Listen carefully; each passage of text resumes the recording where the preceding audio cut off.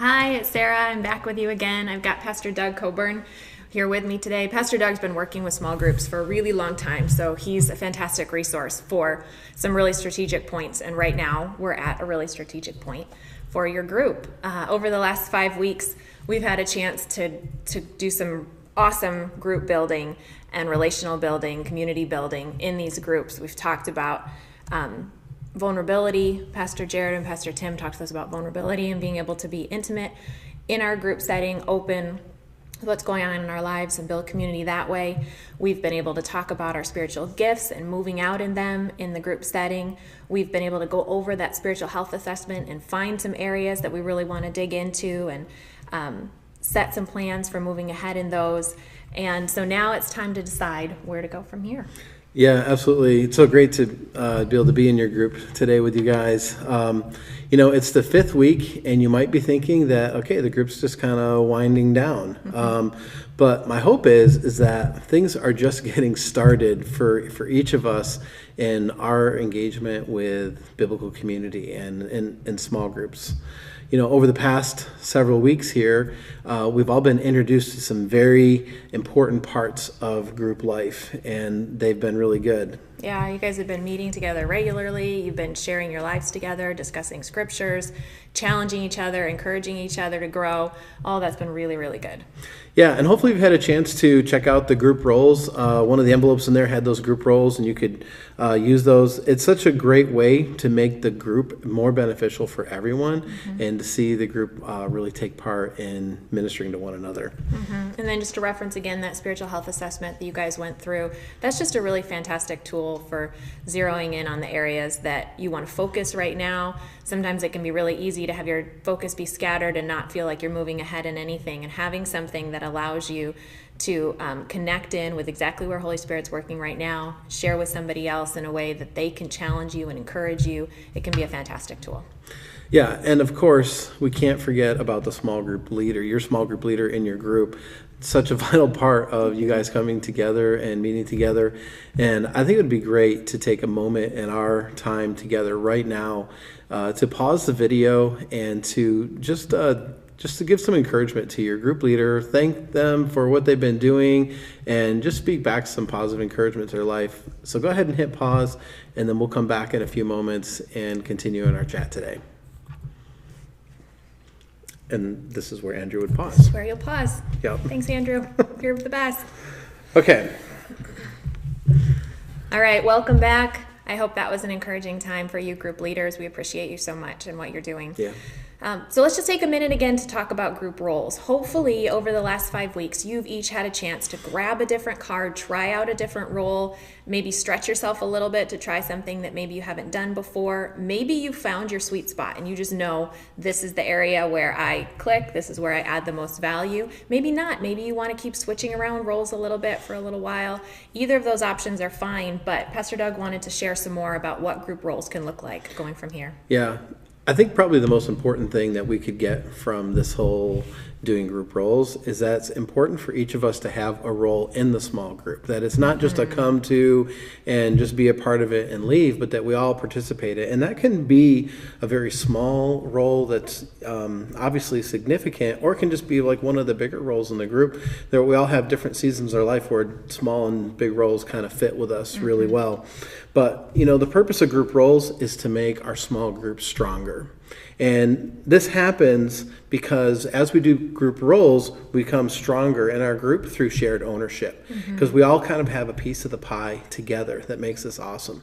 The last thing we want is like one person doing everything in the group. And I think that's probably the second thing that makes the group stronger, is this idea of sharing the load, so that the group leader isn't having to do everything on their own, but he or she are able to be a part of helping the group be great through this leadership, but we're doing it together, and that sharing the load makes a huge difference. And then this is so good, because as we do group roles and kind of like jump out and try new things, God uses this as a way to stretch us. And we do things that we don't normally do, and we find out that God meets us in that moment, and we become stronger through that, and really the whole group benefits on a whole new level. Yeah. So there are a bunch of different kinds of group roles. Pastor Doug, why don't you talk to us a little bit about what you see as the group roles that we haven't talked about already and where they fit into making the group be what it is? Yeah, so our group roles really reinforce three things that small groups do. Small groups connect, small groups care, and small group they grow together. And so we have connect roles and care roles and grow roles. So let's talk about the connect roles first, okay? Connect roles are all about helping the group feel like they belong, and they're kind of like the glue that kind of like keeps the whole group together. And this is the connector role. This is the snack and hospitality role. This can just be also the person that helps take care of the little tiny hospitality details that kind of come up, or maybe helps the group figure out like which home we're going to be meeting in, and kind of like runs the schedule and kind of like makes everything work together. There's so many different ways that we can help a group connect, and these kind of roles are so important because they help the group kind of get that sticky feel of like, yeah, we're together and we're more than just like 5, 6, or however many people together that are kind of random, but we're becoming more of like a church family, the way that God kind of intended the big church family to be. Yeah, I was going to throw in there that anything you guys do to help people connect outside of group, whether that's planning get-togethers or, y'all guys all want to go bowling together or any of that kind of thing, getting together with coffee for somebody outside of group, anything that's building relationship is building the group. Yeah, and so those are the connect roles. I also said that we have the care roles. And the care roles, this is all about being practical. What kind of needs are there in the group? How can we minister to each other? And what are we learning about God together? And this is really just such a wide area of different roles that you can do. In our group cards, we had the encourager, we had the kids facilitator, which is a great care role. If you have kids, then you definitely know that that's a care ministry. And then there's also we didn't have this in this group for Group in the Box, but you can manage a prayer list. You can, like the encourager, sending out those scriptures and encouraging the group, or just knowing how people are doing and finding those like really timely moments to reach out to someone. This is all about a group becoming stronger together through care. It's so good. And then the last one is the grow roles, okay? Now, where the care roles were all about being practical, the grow roles are all about action. What are we doing tomorrow about what we discovered today in our group? And, sometimes this can be a challenge that we want to give the group. And, hey, let's work on this over the next month. Or by the next time we meet, let's do this. And it's like a very practical step that we can take that's all about taking action today for something that's going to bring us closer to God and help us grow in our faith. Sometimes this can be follow-up. Sometimes we'll have an action in our group where we're going to read a passage of scripture, or we're going to pray on a certain thing, and we might come into our next meeting and the facilitator might only be thinking about what are we going to be doing this current week. But this grow role, when you think about the prayer and response and that kind of role, you're actually thinking about what did we do 2 and 3 weeks ago that we should follow up on and just check in. Hey, did anyone get a chance to read that scripture? What did you guys think? Because it really becomes too much for the facilitator to handle all on their own. But by having these grow type roles in the group, it really helps make the things that we're working on really stick. And other times this can also be someone who has a real strong passion for praying for healing or just doing personal ministry with people. And this kind of role is so important because it helps us take what we just talked about this week and then get to just intersect with God on a real personal level in the group. And these kind of roles really benefit the facilitator in being able to focus on leading through the current content that we're working on, knowing that other people in the group are also focused on how are we actually growing in this. And so the facilitator role is a grow role, and this prayer and response and ministry and all these things together make up the grow role as well. That's fantastic. Yeah, I was just thinking about how significant it is to have these roles and to be a part of the group in that way. I was thinking about times when I've gone over to people's house for dinner, and sometimes, you go over and they're like, no, I'm fine. I can do everything. You just sit. I'll let you know when everything's ready. And you kind of sit and wait awkwardly and feel kind of detached. And then there's the people that say, hey, come on in, cut bread while we chat, and we'll get this together. And I love that. For me, that's where I want to be. I want to be connecting. I want to be sharing the load. And that makes me feel so much more apart and so much more in relationship in that setting than sitting and being waited on. And I feel like small groups is that kind of scenario where this is not the place to sit and be waited on. This is the place to connect together and to be part of what's happening. And we do that through group roles. It's really significant. Yeah, we see this all the time, and it comes up quite naturally because obviously each one of us are not so diverse in our skills and our social skills that we exceed at all of these things all the time. You want me in a room with a bunch of people and to do like some great intellectual talking and get the conversation going, and these are things. You don't want me planning out the snacks and things like that because it's going to be Dollar General and it's going to be horrible, right? And we need to lean on each other, so we'll do this naturally. But when we do it in a small group and we take a group role, we're kind of changing what we're saying, because we're saying, this is how I want to serve my group and make us stronger together. And it's a commitment, it's a step towards community that's going to make the community really thrive, and your small group just really thrive as well. One of the best things a small group can do is to determine to make a commitment to community. And this is where I wanted to kind of spend the rest of our time talking about what does it look like to make a commitment to community. Because we want to commit to the kind of community that's actually going to provide healthy relationships, and it's going to disciple us to be more like Jesus all the time. That's So really good.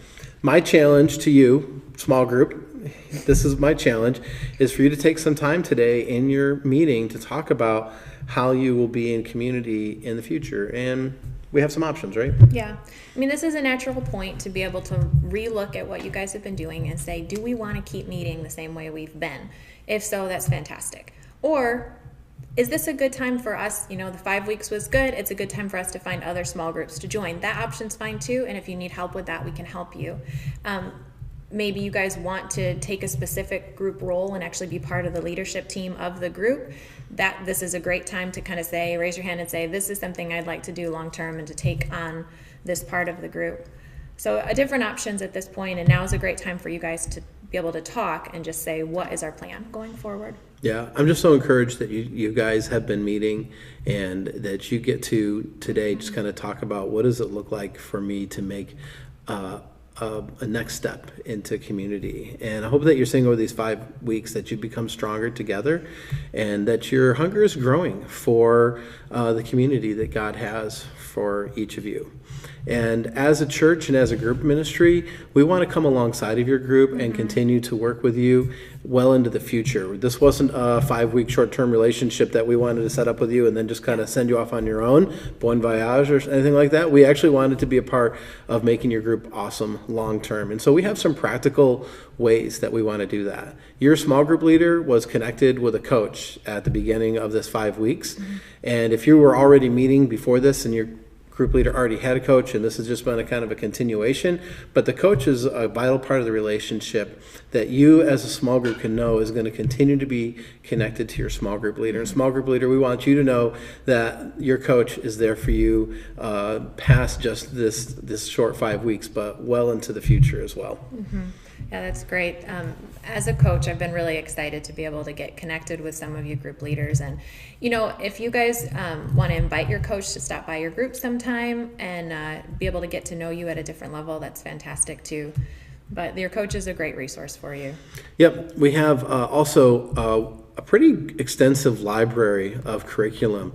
We have some older curriculum that maybe no one's ever heard of because we've been collecting curriculum for so long. And then we have some of the more new and fresh curriculum that's out there. The curriculum that we hold on to it because we trust it and we know it's good. And there's a library that you guys have access to. There's a link on our webpage under small groups called Tools for Your Group. And in there you can find a link for the curriculum, and you can browse that library or just give us an email here at Groups Ministry. Sarah will get back to you and she'll let you know what group curriculum kind of fits the topics that you guys might want to go after. We just want to come alongside and give you guys some great curriculum for your group. Yeah, as you guys went through your spiritual health assessment, you may have noticed that in your group there are specific things that kind of came up for everybody or areas that everybody's feeling the need to grow in. That's a great way to do it, is to say, okay, this area is something we want to focus on for, a month, a couple months. as a group and go after it together because we're all feeling the need for that. The other option, if you don't have a specific thing like that you're wanting to go after, is our sermon-based studies that we do each week. There are questions that help you to dig into what the sermon was about that week. If Pastor Jared or Pastor Tim are preaching on something, you guys can come together as a group and discuss it further. There are discussion questions that are available and ways for you guys to dig into those scriptures that were used.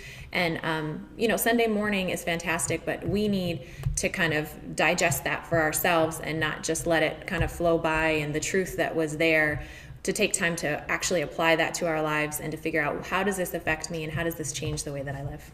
Yeah, there really are so many options for your group. And one of the reasons that we provide a resource, this is one of the reasons why we provide a resource in the group leader packet for Group in the Box, is it's called the group agreement. The group agreement helps you as a group sort through some of the options that you have and gives the group a great starting point for just kind of having like a mutual understanding of what our group is going to look like. And it covers some of the basics, like what time are we starting, what time are we ending, how are we handling different like logistic type things, but then there's also space in there for you to add your own things and to even say like, hey, these are the types of curriculums that we want to go after, or this is how we want to handle kids in our small group, or this is what this is like kind of like our rule of thumb for if you want to invite someone that you know into our small group. There's so many different things that you can add to it, but the group agreement is probably the first thing you guys should do together after this week, because it'll help set your group up for a lot of success in the future. Yeah, that group agreement has got space at the bottom for you guys to all sign it. Not because it's some kind of contractual agreement that now you're bound to, but just as a way of saying, you know what, we're in. We're committed to this group. We agree with everything that we set up here, and we want to be on the same page together so that there's not miscommunication, so that there's not unfair expectations, any of that kind of thing. Being on the same page is so key for being able to move forward and having grace for each other. Yeah, so we've got some questions for you this week to dig into as a small group. So use that time to take what we've been talking to and just kind of personalize it for your group and see what God's going to do with you guys. We're so excited for you. We're so excited for you too. Thanks so much, Pastor Doug, for talking with us and sharing. This was great. Yeah, my pleasure.